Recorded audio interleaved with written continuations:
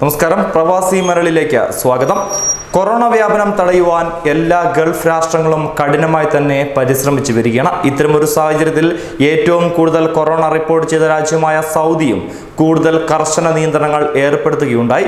ഇപ്പോഴത്തെ രാജ്യത്തെ സ്വദേശികളും വിദേശികളുമായ മുഴുവൻ പൗരന്മാർക്കും കൊറോണ ചികിത്സ സൗജന്യമായി നൽകുവാൻ സൗദി ഭരണാധികാരി സൽമാൻ രാജാവ് ഉത്തരവിടുകയുണ്ടായിരിക്കുകയാണ്. അതുമാത്രമല്ല, ഒപ്പം നിയമലംഘകർക്കായി കഴിയുന്ന വിദേശികൾക്കുൾപ്പെടെ ചികിത്സ ലഭ്യമാക്കണമെന്ന സൽമാൻ രാജാവ് നിർദ്ദേശിക്കുകയും ചെയ്തു.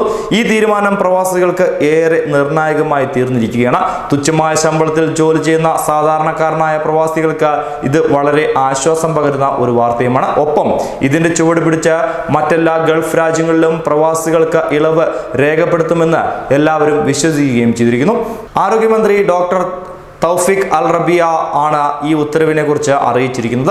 നിയമലംഘകരായ പ്രവാസികൾ ചികിത്സയ്ക്കെത്തുമ്പോൾ നിയമവശങ്ങളൊന്നും ചിന്തിക്കാതെ ചികിത്സ നൽകുകയും പൊതുജനാരോഗ്യ സംരക്ഷണത്തിന്റെ ഭാഗമായി കണക്കാക്കണമെന്നും ആരോഗ്യമന്ത്രി വ്യക്തമാക്കി. അതോടൊപ്പം തന്നെ കൊറോണ പ്രതിരോധത്തിനും ചികിത്സയ്ക്കും വിവിധ സർക്കാർ വകുപ്പുകൾ തമ്മിലുള്ള സജീവമായ സഹകരണത്തെ അഭിനന്ദിക്കുന്നതായും മന്ത്രി അറിയിച്ചു.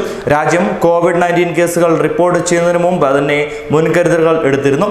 COVID-19 സാഹചര്യവുമായി ബന്ധപ്പെട്ട സ്ഥിതിഗതി കിരീടാവകാശി മുഹമ്മദ് ബിൻ സൽമാനും വിലയിരുത്തുന്നുണ്ടെന്നാണ് മന്ത്രി വ്യക്തമാക്കിയത്. എന്നാൽ ഇതുവരെ കൊറോണ വൈറസിന് വാക്സിനുകളൊന്നും കണ്ടെത്താത്തത് ഏറെ ആശങ്കയ്ക്ക് വഴിവെക്കുകയാണെന്നും അദ്ദേഹം വ്യക്തമാക്കി.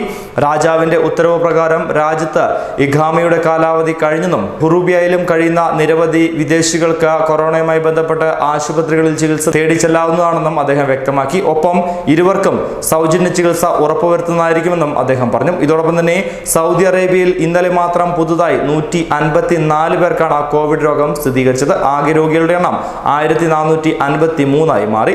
തിങ്കളാഴ്ച 49 പേർ കൂടി സുഖം പ്രാപിച്ചതോടുകൂടി രാജ്യത്തെ ആകെ രോഗമുക്തരുടെ എണ്ണം 115 മാറി. 22 പേർ ഗുരുതരാവസ്ഥയിൽ തീവ്രപരിചരണ വിഭാഗത്തിലാണ് ഇപ്പോഴുമുള്ളത്. ബാക്കിയുള്ളവരിൽ ഭൂരിഭാഗവും നല്ല ആരോഗ്യാവസ്ഥയിലാണെന്നാണ് ആരോഗ്യ മന്ത്രാലയം അറിയിച്ചിരിക്കുക. ന്യൂസ് ഡെസ്ക്, പ്രവാസി മലയാളി.